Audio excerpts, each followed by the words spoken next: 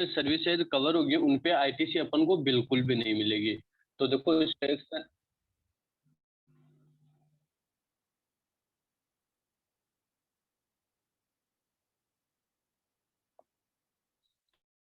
तो देखो सेक्शन 17(5) किसका आ रहा है? Blocked credit. ब्लॉक्ड क्रेडिट का मतलब हो गया कि अपनी जो क्रेडिट रहेगी वो ब्लॉक हो जाएगी। मीन्स अपन को जो रजिस्टर पर्सन रहेगा वो आईटीसी क्लेम नहीं कर पाएगा। अब कौन कौन सी ऐसी गुड्स हैं जिन पे आईटीसी अपन क्लेम नहीं कर पाएगा रजिस्टर्ड पर्सन, वो देखेंगे। तो देखो सबसे पहले अपना आ रहा है कि ITC shall not be available. ITC shall not be available in respect of the following. अब देखो इन रिस्पेक्ट वर्ड है, इन रिस्पेक्ट वर्ड का मीन्स क्या हो गया यहाँ पे कि जो नीचे अपन को गुड सर्विसेज बता रहा है, इन सर्विस के रिगार्डिंग अपन को कोई भी आईटीसी नहीं मिलेगी। जैसे मैंने मोटर व्हीकल खरीदा, मोटर व्हीकल को मेरे को आईटीसी नहीं मिलेगी। लेकिन मोटर व्हीकल के अगर मैंने कोई इंश्योरेंस वगैरह करवाई तो भी मेरे को आईटीसी नहीं मिलेगी। तो यहाँ पे ये बोल रहा है कि इन रिस्पेक्ट ऑफ, मीन्स जो नीचे अपन को कुछ गुड्स या सर्विसेज बताइए उनके रिगार्डिंग मैंने कुछ भी किया हो, उस केस में मुझे आईटीसी बिल्कुल नहीं मिलेगी। तो अब देखो क्या बता रहा है, ITC shall not be available, ITC available नहीं होगी in respect of the following. नीचे बताए गए केस में हमें आईटीसी नहीं मिलेगी। किसे नहीं मिलेगी? एक रजिस्टर्ड पर्सन को। देखो जो सेक्शन 17(5) है ये बिल्कुल टू बिल्कुल ऑपोजिट है किसके? सेक्शन 16 के। सेक्शन 16 तो हमें आईटीसी के लिए बोलते थे कि आईटीसी दे देंगे किसको? रजिस्टर्ड पर्सन को। और जो रजिस्टर्ड पर्सन होते हुए वो किसका बिजनेस करा है, जो भी इनपुट खरीदा उसने वो in the course of furtherance वो बिजनेस खरीदा है। तो सेक्शन 16 तो बोलती थी कि आप आईटीसी ले सकते हो। लेकिन सेक्शन 17(5) क्या बोल रहा है कि सेक्शन 75 बोल रहा है कि जो सेक्शन 16 सेक्शन 16(1) यहाँ बोला है, जो भी आपने सेक्शन 16 में पढ़ा है वो हम उस पर क्या करेंगे? ओवरराइड करेंगे। ओवरराइड करेंगे मीन्स कि सेक्शन 16 तो आपको देने के लिए तैयार है क्या? आईटीसी, लेकिन हम उसको ब्लॉक कर देंगे, उस पे आईटीसी नहीं देंगे। अब देखो किस किस पे आईटीसी नहीं मिलेगी अपन को। किसको? एक रजिस्टर्ड पर्सन को, चाहे उसने in the course of furtherance of business के लिए सप्लाई रिसीव्ड क्यों ना की हो। तो देखो कौन कौन सी आ रही है। Motor vehicle for transportation of persons having approved seating capacity of not more than 13% including the driver.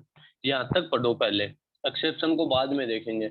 सबसे पहले अपन को क्या बता रहा है कि मोटर व्हीकल फॉर ट्रांसपोर्टेशन। अगर जैसे फॉर एग्जांपल मैं कोई रजिस्टर्ड पर्सन हूँ, मैंने कोई भी मोटर व्हीकल खरीदा, मोटर व्हीकल खरीदा कौन सा? Seating capacity not more than 13%, जिसकी सीटिंग कैपेसिटी 13% से ज्यादा नहीं है। मीन्स इंक्लूडिंग ड्राइवर उसमें सीटिंग कैपेसिटी 13 से ज्यादा नहीं है। तो अगर इस प्रकार के मैंने कोई भी गुड्स खरीद मोटर व्हीकल खरीदा है तो मेरे को आईटीसी नहीं मिलेगा, मेरी आईटीसी ब्लॉक हो जाएगी।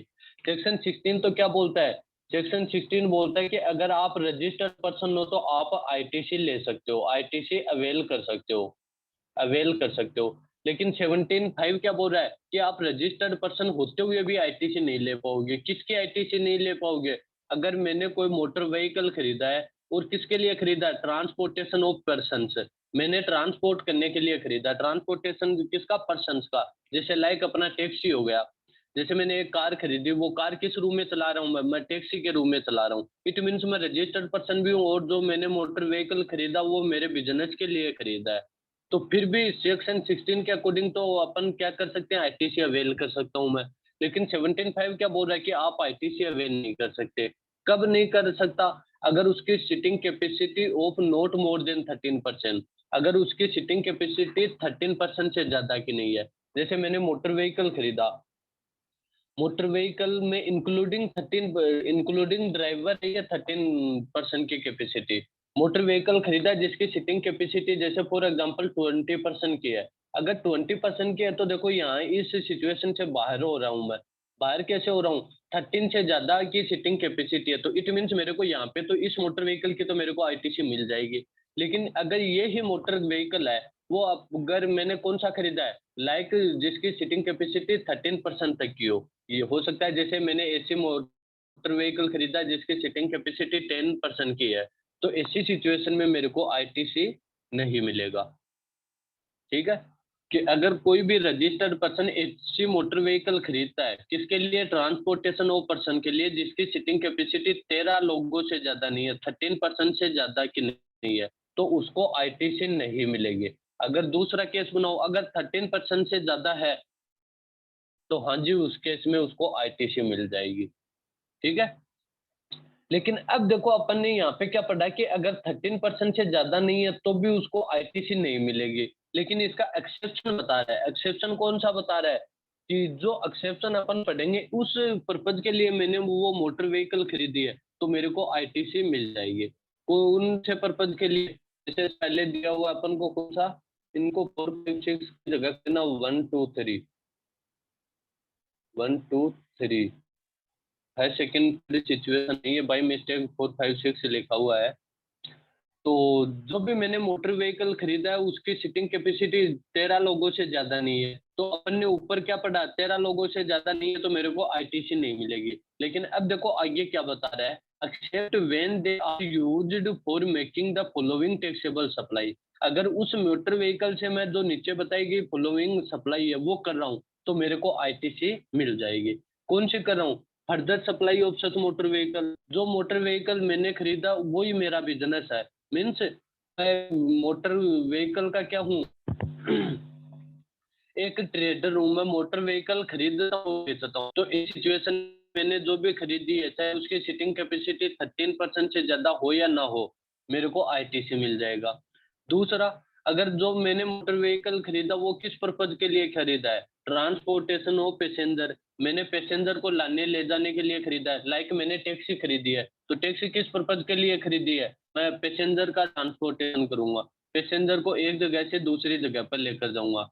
तो ऐसी सिचुएशन में भी मुझे आईटीसी मिल जाएगी। तीसरी सिचुएशन कौन-सी बता रहा है? तीसरी सिचुएशन बता रहा है imparting training on driving such motor vehicle. वो जो मोटर व्हीकल मैंने खरीदी है वो किस पर्पज़ से खरीदी है? उस मोटर व्हीकल से मैं क्या करूँगा? ट्रेनिंग दूँगा। किसकी? ड्राइविंग सिखाने की ट्रेनिंग दूँगा। Training on driving such motor vehicle. उस मोटर व्हीकल से मैं ट्रेनिंग दूँगा। गाड़ी सिखाने का काम। करेक्ट क्या निकला? इसका करेक्ट ये निकला कि देखो, अगर कोई भी मोटर व्हीकल है, उसके 2 केस बन सकते हैं। 2 केस कौन से बन सकते हैं? या तो हो सकती है उसकी कैपेसिटी 13% से ज़्यादा हो सकती है। 13 से मोर देन हो सकती है, या हो सकती है लेस देन 13। तो अब इसने क्या बोला? अगर मोर देन 13 है, मोर देन 13 है तो सेक्शन 17(5) कोई भी रोक नहीं लगा रहा है अपने लिए। हम आईटीसी यहाँ पे इस केस में तो आईटीसी क्लेम कर लेंगे। आईटीसी क्लेम कर लूँगा, मैं रजिस्टर्ड पर्सन हूँ तो, ठीक है? क्यों कर लूँगा? क्योंकि उसकी सीटिंग कैपेसिटी 13% से ज़्यादा है तो मेरे को आईटीसी मिल जाएगी। सेक्शन 17(5) का क्लॉज़ 1 कब रिस्ट्रिक्शन लगा रहा है कि जो भी मोटर व्हीकल खरीदा उसकी सीटिंग कैपेसिटी इंक्लूडिंग ड्राइवर 13% से ज़्यादा नहीं है। तो अगर 13% फर्स्ट केस में ज़्यादा है तो यहाँ पे तो आईटीसी मेरे को अलाउ हो जाएगी। अब दूसरा केस कौन-सा बन रहा है? दूसरा केस बन रहा है कि 13% से लेस की है वो। जैसे मैंने कोई टैक्सी खरीदा, नॉर्मली टैक्सी की जो सीटिंग कैपेसिटी होती है वो 5 या 10% की होती है। तो अगर मैंने टैक्सी खरीदी है, तो उसके भी 2 केस होंगे अब यहाँ पे। 2 केस कौन से? एक तो हो सकता है उसने मैंने मेरे पर्सनल पर्पज़ के लिए खरीदी हो। जैसे मैंने कोई भी कार खरीद ली मेरे पर्सनल पर्पज़ के लिए, तो मेरे को बिल्कुल आईटीसी नहीं मिलेगी। अब जो दूसरा केस कौन-सा होता है कि जो भी मैंने मोटर व्हीकल खरीदा वो किस पर्पज़ के लिए खरीदा है? जो स्पेसिफाइड पर्पज़ बताएँ अपन को। स्पेसिफाइड पर्पज़ कौन से? ये जो तीनों हैं। इन तीनों पर्पज़ के लिए अगर मैंने कोई मोटर व्हीकल खरीदी है तो मेरे को आईटीसी, हाँ जी, बिल्कुल यस मिल जाएगी मेरे को। ठीक है? समझ में आया कुछ?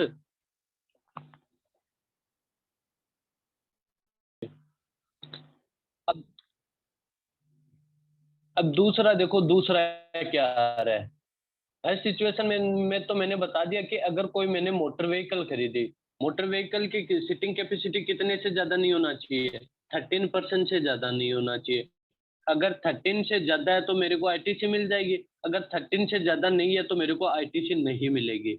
नहीं मिलेगी, इसका भी एक एक्सेप्शन है। कौन-सा एक्सेप्शन?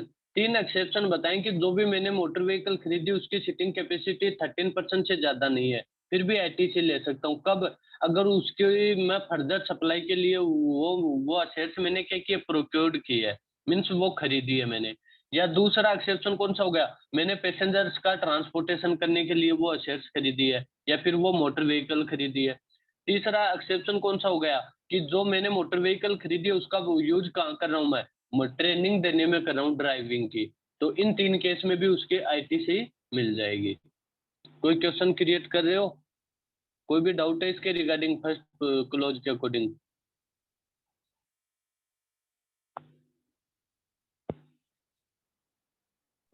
No sir. अब देखो दूसरा आ रहा है, दूसरा बिल्कुल इसका सेम ऑपोजिट आ रहा है। सेम ऑपोजिट क्या आ रहा है, ऊपर तो अपन ने पढ़ा मोटर व्हीकल का, यहाँ पे नीचे दूसरा क्लॉज आ रहा है वेसल एंड एयरक्राफ्ट का। वेसल जो अपने पानी वाले जहाज होते हैं, वो एयरक्राफ्ट अपने एयरप्लेन वगैरह हो गए। तो अगर इस प्रकार के मैंने कोई वेसल्स खरीदे, कौन से वेसल्स या फिर एयरक्राफ्ट, तो उनकी भी मेरे को आईटीसी नहीं मिलेगी। अपन देखो हेडिंग से कनेक्ट करते हुए रखना है, अपन किसकी क्या पढ़ रहे हैं कि उन असेट्स पर अपन को आईटीसी नहीं मिलेगी। कौन-कौन सी पर? सबसे पहले पढ़ लिया अपन ने मोटर व्हीकल की आईटीसी नहीं मिलेगी। दूसरा अब पढ़ रहे हैं अपन वेसल्स और एयरक्राफ्ट की भी नहीं मिलेगी। मैंने जैसे फॉर एग्जांपल मैं रजिस्टर्ड पर्सन हूँ, मैंने कोई भी वेसल या एयरक्राफ्ट खरीदा, तो नॉर्मली उसको मेरे को आईटीसी नहीं मिलेगी। लेकिन इसके भी कुछ एक्सेप्शन बता रहा है। अगर मैं उस एक्सेप्शन में कवर हो रहा हूँ तो मेरे को क्या आईटीसी अलाउ हो जाएगी। अब एक्सेप्शन कौन-कौन से? For making the following taxable supply. जो भी मैंने वेसल या एयरक्राफ्ट खरीदे हैं उनसे मैं क्या कर रहा हूँ? टैक्सेबल सप्लाई कर रहा हूँ। टैक्सेबल सप्लाई कौन सी कर रहा हूँ? वो एक तो फर्स्ट एक्सेप्शन तो आ रहा है further supply of such vessel और एयरक्राफ्ट। जो वेसल और एयरक्राफ्ट मैंने खरीदे हैं उनकी मैं फर्दर सप्लाई कर रहा हूँ। मीन्स मेरा बिज़नेस है वो। वेसल्स खरीदना, बेचना, एयरक्राफ्ट खरीदना, बेचना मेरा बिज़नेस है। इन तीनों को देखो आप साथ में भी कर सकते हो। मोटर व्हीकल और इसमें वेसल एयरक्राफ्ट में दोनों में सेम आएँगे। कुछ 1-2 पॉइंट अलग आएँगे। दूसरा कौन-सा? एक तो further supply of such vessel and aircraft, ये देखो दोनों में सेम हो गया, यहाँ पे भी आया था। दूसरा कौन-सा आ रहा है? दूसरा आ रहा है ट्रांसपोर्टेशन ऑफ पैसेंजर। अगर जो वेसल या एयरक्राफ्ट मैंने खरीदे हैं, वो किस पर्पज़ से खरीदे हैं मैंने? वो उनको इस पर्पज़ से खरीदा है कि उनसे मैं ट्रांसपोर्टेशन ऑफ पैसेंजर करूँगा। मीन्स जो भी मैंने वेसल खरीदा उससे मैं पैसेंजर्स को लाने और ले जाने का काम करूँगा। एयरक्राफ्ट खरीदा उससे भी मैं ट्रांसपोर्टेशन की सर्विस दूँगा। तो इसी सिचुएशन में भी देखो ये भी सेम हो गया। इसी सिचुएशन में भी मेरे को आईटीसी मिल जाएगी। तीसरी सिचुएशन कौन-सी? तीसरी सिचुएशन आ गई इम्पार्टिंग ट्रेनिंग और नेविगेशन सर्च वेसल। ये भी देखो सेम आ गई। जो वेसल या फिर एयरक्राफ्ट मैंने खरीदा वो किस पर्पज़ से खरीदा है कि वो जो वेसल या एयरक्राफ्ट खरीदा है उससे मैं क्या करूँगा? अदर पर्सन को ट्रेनिंग दूँगा। ट्रेनिंग किसकी? सिखाने की। या हो सकता है मैं किसी को जैसे एयरक्राफ्ट है तो फ्लाइंग की ट्रेनिंग दे रहा हूँ और जैसे वेसल है तो उसको ड्राइविंग करने की सर्विस दे रहा हूँ, ट्रेनिंग दे रहा हूँ, तो ऐसी सिचुएशन में मेरे को आईटीसी मिल जाएगी। ये भी देखो सेम आ गया। लेकिन अब 2 एक्सेप्शन, इसका एक एक्सेप्शन देखो अलग आ रहा है। एक एक्सेप्शन कौन-सा अलग आ रहा है? एक एक्सेप्शन अपना अलग आ रहा है, थर्ड वाला हो गया। थर्ड और फोर्थ दोनों देखो यहाँ पे कवर हो गए। फर्स्ट वाले में एक जगह बना दिया और सेकंड वाले में अलग बना दिया कि मैंने वेसल्स की ट्रेनिंग दी है, एयरक्राफ्ट की ट्रेनिंग दी है, तो भी मेरे को आईटीसी मिल जाएगी। अब पांचवा स्पेशल केस कौन सा बन रहा है जो फर्स्ट केस में नहीं आया? पांचवा बन रहा है कि जो भी मैंने वेसल या एयरक्राफ्ट खरीदे हैं उनका यूज कहाँ पे कर रहा हूँ मैं? ट्रांसपोर्टेशन ऑफ गुड खरीद रहा हूँ। मीन्स मैंने कोई भी एयरक्राफ्ट वेसल खरीदा उसका यूज क्या कर रहा हूँ?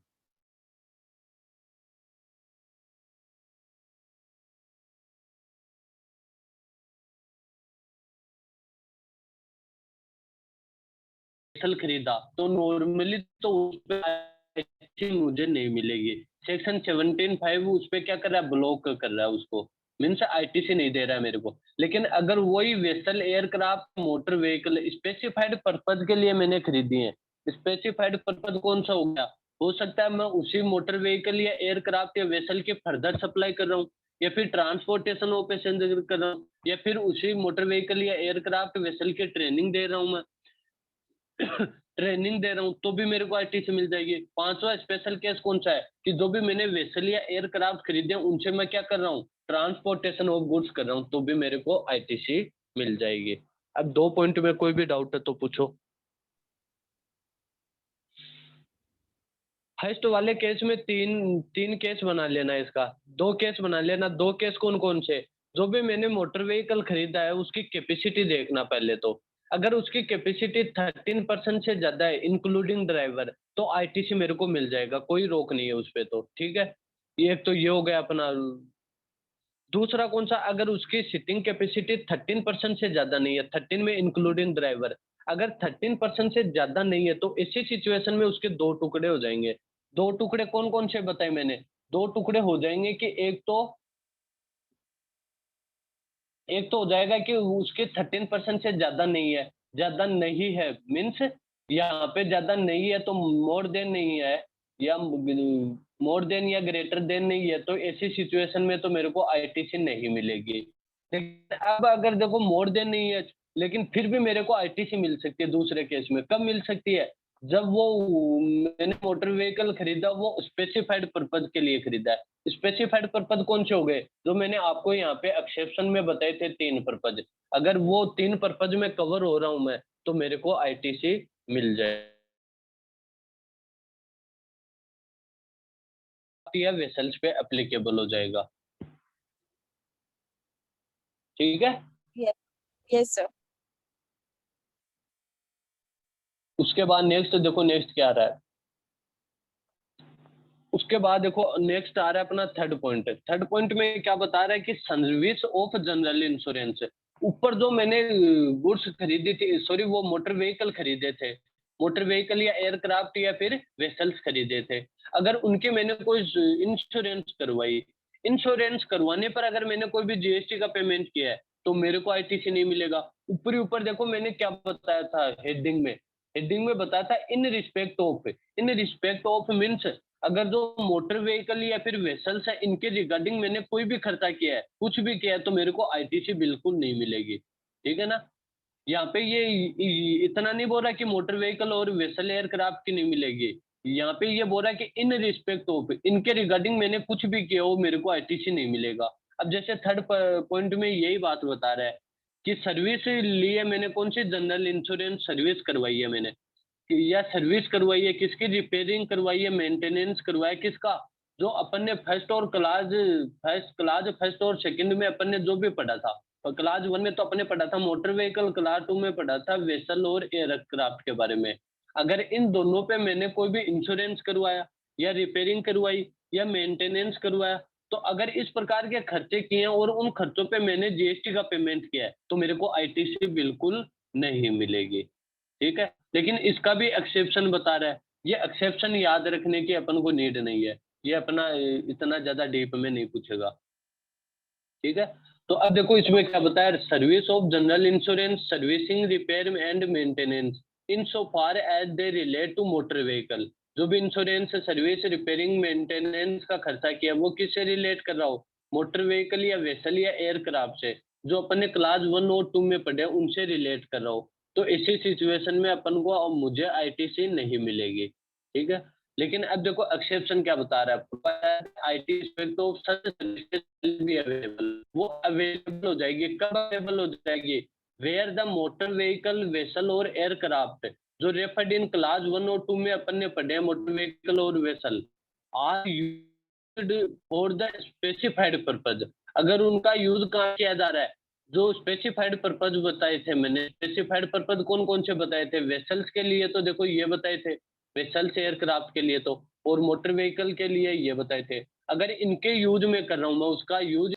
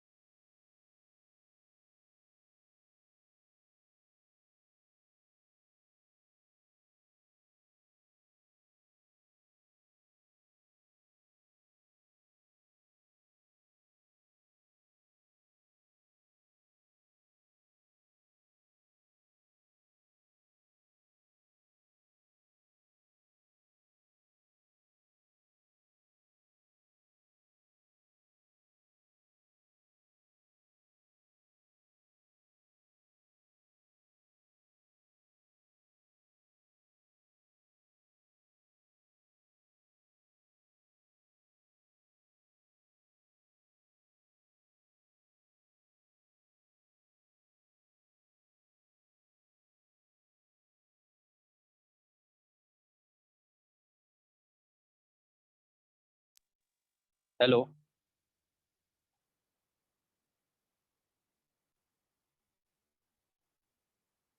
अब एक एग्जांपल और देख लो इसका। एक एग्जांपल अपन देखते हैं किसका। जैसे अपन देखते हैं आवर केटरिंग का। आउटडोर फॉर एग्जांपल 50,000 रुपए सर्विस का पेमेंट किया, जिसपे 5,000 रुपए इसने जीएसटी का पेमेंट कर दिया। लेकिन अब ये जो सर्विस लेकिन अब जो ये सर्विस बी ने ली है किससे, ए से जो सर्विस ली है किसकी, आउटडोर केटरिंग की। अब इसकी बी क्या कर रहा है, फर्दर सप्लाई कर रहा है। फर्दर सप्लाई मीन्स आगे ये और किसी को सप्लाई कर रहा है। बी ने यही सर्विस किसको दे दी, सी को दे दी। और सी से कितना चार्ज किया, जैसे 60,000 प्लस 6,000 रुपए जीएसटी का चार्ज कर लिया उसे। तो इसी सिचुएशन में जो मिस्टर बी है, इसको 5,000 रुपए की आईटीसी मिल जाएगी और सी को आईटीसी नहीं मिलेगी। मीन्स अगर फर्दर सप्लाई कर रहा है तो उसको आईटीसी अलाउ हो जाएगी, अदरवाइज अलाउ नहीं होगी। अगर इसी क्वेश्चन में जो मिस्टर बी है, इसने जो भी आउटडोर केटरिंग की सर्विस वो खुद अपने लिए ली होती मीन्स फर्दर सप्लाई ना करता, तो इसी सिचुएशन में जो 5,000 रुपए की 5,000 रुपए का जो जीएसटी चुका था उसकी आईटीसी इसको नहीं मिलती। लेकिन इसने क्या किया, फर्दर सप्लाई कर दी उसी सर्विस की,